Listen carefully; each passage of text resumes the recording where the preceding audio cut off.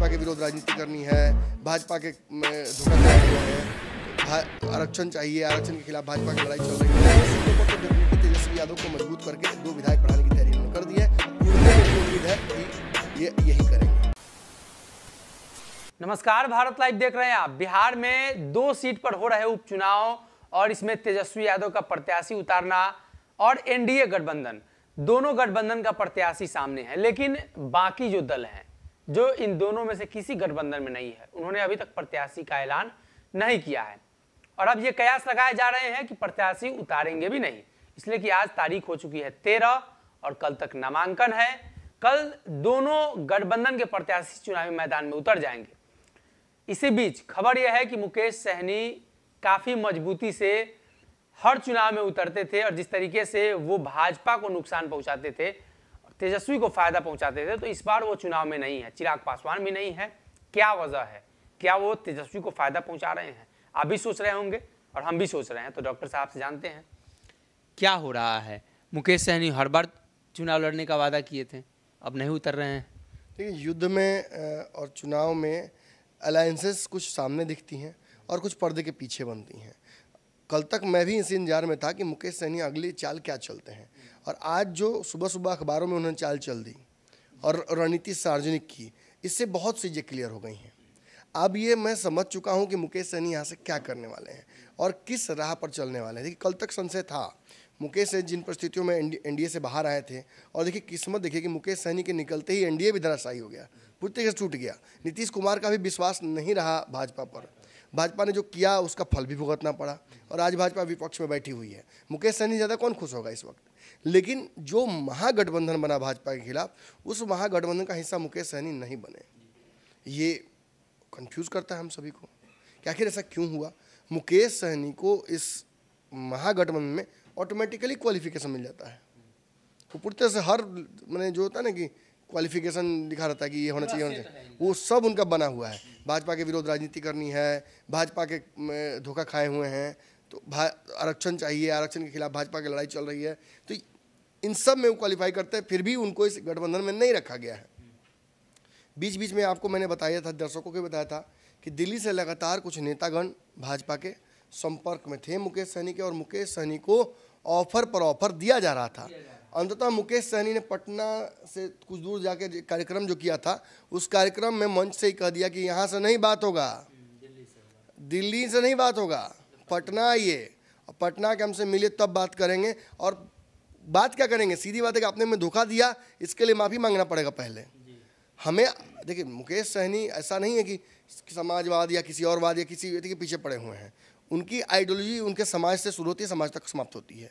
वो साफ कह रहे हैं कि हम सभी को मानते हैं, कोई दिक्कत नहीं है, हम उन लोगों के साथ चलना चाहते हैं जो हमारे समाज को आरक्षण देंगे, जो आरक्षण के बचाव में खड़े होंगे, जो आरक्षण को समाप्त करेंगे, उनके साथ हम नहीं आ सकते। भाजपा जिस स्थिति में आपको पता है, भाजपा से ऑटोमेटिकली इनका एंटी होता है। लेकिन मुकेश सहनी का ट्रैक रिकॉर्ड उपचुनाव में बहुत बढ़िया रहा है, इसलिए मैं इंतजार कर रहा था कि मुकेश सहनी प्रेस कॉन्फ्रेंस करके कुछ अनाउंसमेंट करेंगे या प्रत्याशी उतारेंगे। अंदर अंदर मैं आपको बता दूं कि कई प्रत्याशी मुकेश सहनी के संपर्क में आए, कई प्रत्याशी मुकेश सहनी के संपर्क में, वो भी जो कि टिकट लेके कहीं से चुनाव लड़ रहे हैं अभी फिलहाल और कल नॉमिनेशन करने जा रहे हैं, वो लोग भी संपर्क में आए थे। लेकिन मुकेश सहनी ने किसी को टिकट अब तक नहीं दिया। ये साबित करता है कि मुकेश सहनी शायद चुनाव न लड़े इस बार। तो क्यों नहीं लड़ेंगे? देखिए, 2 सीटों पर तो चुनाव है और एक और सीट जहां चुनाव होने की स्थिति लगभग बन चुकी है, तो 3 सीट पर चुनाव है। और आप अच्छे से जानते हैं कि इसमें से मोकामा की सीट को थोड़ा सा छोड़ दिया जाए, वहाँ भी हालांकि वोट बैंक है उनका, 20-25 हज़ार से ज़्यादा वोट बैंक है, लेकिन बाकी दोनों जगहों पर कुर्नी और गोपालगंज में अच्छा खासा वोट बैंक है, निर्णायक भूमिका में होंगे।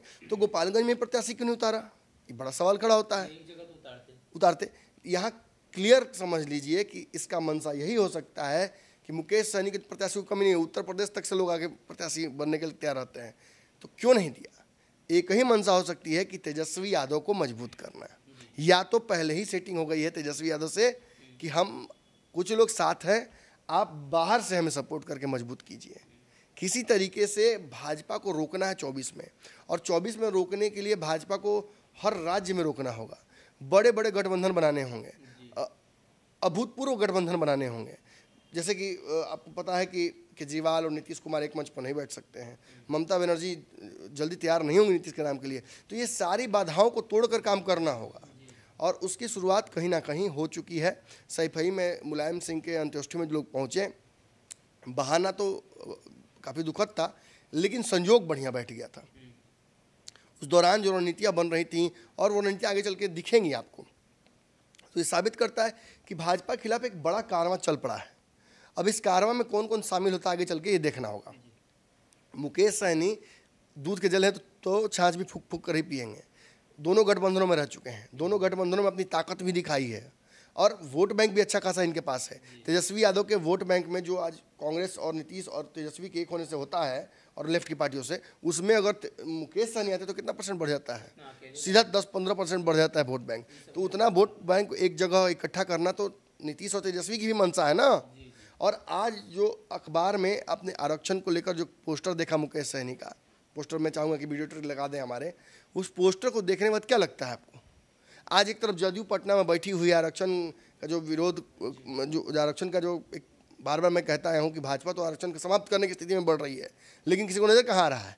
आज देखिए मेरी बातें सच हो रही हैं। आज पटना में अपनी ही सरकार के खिलाफ बैठा हुआ है जदयू का एक बड़ा कुनबा कि भाई केंद्र सरकार आरक्षण समाप्त करने की के लिए तैयारी कर रही है। इसको लेकर हमें सोचना पड़ेगा। जो नगर निकाय चुनाव हैं इनमें भी लफड़ा हुआ है और इसके चलते चुनाव आगे बढ़ा दिए गए हैं। और मुकेश सहनी भी आरक्षण की बात कर रहे हैं, तेजस्वी यादव बार बार कह रहे हैं कि आरक्षण को लेकर हमें एक लंबी लड़ाई लड़नी होगी। तो ये सारी बातें जब एक साथ जोड़ रहे हैं आप, तो आपको समझ में आ रहा है कि एक बहुत बड़ा कुनबा भाजपा के खिलाफ तैयार हो चुका है, जिसमें कुछ लोग प्रत्यक्ष रूप से हैं और कुछ परोक्ष रूप से।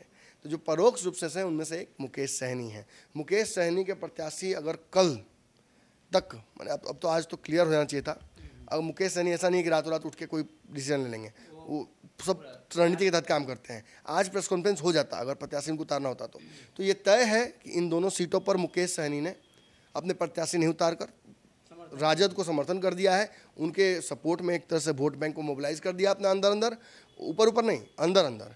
और इसके बदले में हो सकता है कि आगे चल के कुछ हो सकता है, आगे चल के 2 और सीटों पर चुनाव होने वाले हैं। 1 नहीं 2-3 सीटों पर चुनाव होने वाले हैं। परिस्थितियाँ ऐसी बन रही हैं तो हो सकता है उन सीटों पर मौका मिले इन्हें, महागठबंधन में इनको एंट्री भी मिले, क्योंकि भाजपा के ऑफर को तो ठुकरा दिया इन्होंने। और ऐसी स्थिति में अगर क्योंकि भाजपा ऑफर दे रही तो साथ में विलय भी कर लीजिए। ये अपनी पार्टी विलय नहीं करना चाहते हैं, ये पार्टी बनाए हैं बहुत सोच समझ कर, और उस पार्टी का अपना एक लक्ष्य है, उस लक्ष्य को पूरा करके ही पार्टी समाप्त होती है ना, कभी करना होगा तो। अब उपेंद्र कुशवाहा तो है नहीं, हल्की राजनीति तो करना नहीं है, तो बड़ी राजनीति करना है तो कहीं ना कहीं अपना एक लाइन लेंथ पकड़ना पड़ेगा। बिहार में गठबंधनों का दौर है और इस गठबंधनों के दौर में भाजपा के साथ रहकर जब मुक्की खा चुके हैं, धोखा खा चुके हैं, तो अब इनके लिए ऑप्शन वहीं बचता है। मुझे लगता है कि पर्दे के पीछे एक बड़ा गठबंधन इनका और तेजस्वी यादव का बन चुका है, जो आगे चल के आपको दिखेगा। 2 सीटों पर तो डेफिनेटली तेजस्वी यादव को मजबूत करके 2 विधायक बढ़ाने की तैयारी उन्होंने कर दी है। कुड़ने में भी उम्मीद है कि ये यही करेंगे। तो कहीं ना कहीं मुकेश सहनी ने इस चुनावी मैदान में नहीं उतरने का फैसला लिया और इसके पीछे की मंशा ये भी हो सकती है कि भारतीय जनता पार्टी को रोकना है और आने वाले दिनों में जो चुनाव होने हैं उसको लेकर अभी से ही नई रणनीति अपनाई जाएंगी ताकि आगे कोई मतभेद ना हो। और यही वो वजह है कि नीतीश कुमार भी बैकफुट पर गए, तेजस्वी को दोनों सीटें दे दी गई। अगर ये वीडियो पसंद आई और वह बिहार के राजनीति और बिहारियत से सरोकार रखेनी तो सब्सक्राइब बटन दबा के चैनल के सब्सक्राइब कर ली। ओजे एगो घंटी बा, ओकरा बटन दबा देला से कुल सटीक और मारक खबर रुआ मुफ्त में मिल जाई। अगर रुआ पत्रकारिता के हमनी के नया प्रयोग में सहयोग कर चाहतानी तो ज्वाइन बटन दबा दी। पेटीएम नंबर नोट कर ली 9386